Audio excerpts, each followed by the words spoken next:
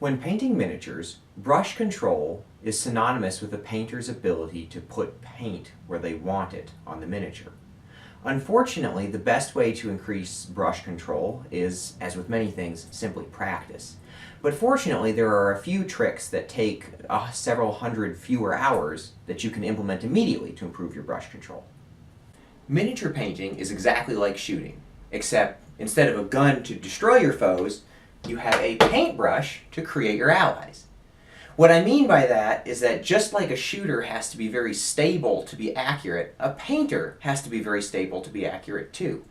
The first thing you can do to help your brush control is to assume a good posture.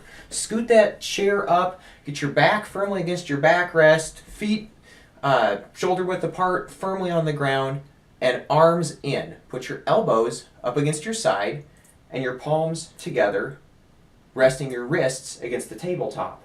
From there, you can take your miniature and hold it close, and if you've assumed enough points of bracing between your arms on your body and your arms together on the miniature, suddenly your big movements are able to be much more precise. Now, as I give these analogies to shooting, I recognize that not all of you have probably shot a gun before, but I'm willing to bet that almost all of you have played a first-person shooter before. So, in those games, if you want to be accurate, what do? You go prone and you hold your breath. So, in miniature painting, if this is equivalent to me walking around with my weapon out, you can see how big my crosshairs would be. If I get a nice posture, maybe that's the equivalent of me crouching. Then, when I bring my hands together and brace them against each other in the table, that would be the equivalent of going prone. So what's the last piece of the puzzle? Holding my breath.